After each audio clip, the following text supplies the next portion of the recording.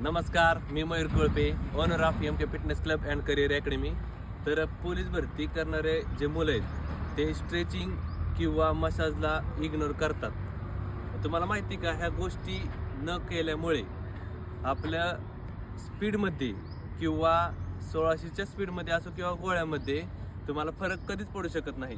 कारण की ह्या गोष्टी किचकट आहेत, पण तुम्हाला जर इम्प्रूव्हमेंट लवकर मिळवायची असेल तर तुम्हाला ह्या गोष्टी करायला लागणार आहेत. कारण की स्ट्रेचिंग न केल्यामुळे, म्हणजे वर्कआउट ज्यावेळेस तुम्ही करता, स्ट्रेचिंग न करता तुम्ही तसंच जाता. तुम्ही नोटीस पण केलं असेल की तुम्हाला सारखं वात येतात किंवा नाही का, जास्त बॉडी स्ट्रेच होत नाही. ह्या गोष्टीमुळे काय होतं, तुमची बॉडी आकाडल्यामुळं 1600ला पण फाटते आणि असं प्रत्येक इव्हेंटला असं एकदम आकडून राहतं. डेली पण आकडतात. जसं की तुम्ही जिम मारल्यानंतर तुम्हाला माहिती की एकदम बॉडी कशी एकदम नाही का अशी रट थोडक्यात. त्याच्यामुळे स्ट्रेचिंग तुम्ही करत नाही, त्यामुळे असल्या गोष्टी होतात. जर तुम्हाला स्पीडमध्ये इन्क्रीज व्हायचं असेल किंवा गोळ्याला पण स्पीड पाहिजे असेल, 1600ला पण बॉडी खुलून राहिली पाहिजे, त्यासाठी तुम्ही स्ट्रेचिंग करा.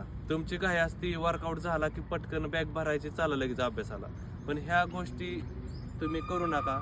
जेवढं तुम्ही स्वतःला वेळ द्याल, किंवा स्ट्रेचिंग असो किंवा मसाज असो, पार्टनर स्ट्रेचिंग असो, ह्या गोष्टीला इग्नोर करू नका. जेवढं तुम्ही प्रॉपर करणार, खरा रिझल्ट स्ट्रेचिंगमधून किंवा असल्या गोष्टींमध्येच असतं. कारण की तुम्ही जर बॉडीचा खर्च करत असाल तर त्या बॉडीवरती पण टाईम द्या.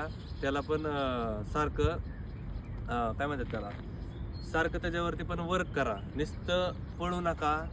तुम्ही ग्राउंडवरती आला तर ग्राउंडवरती पण बाबा पाया पूर्णच एंट्री मारा. कारण की त्याच्यावरती आज आपण पळतोय तर त्याच्यावरती त्याची पूजा करणं पण लई भाग आहे.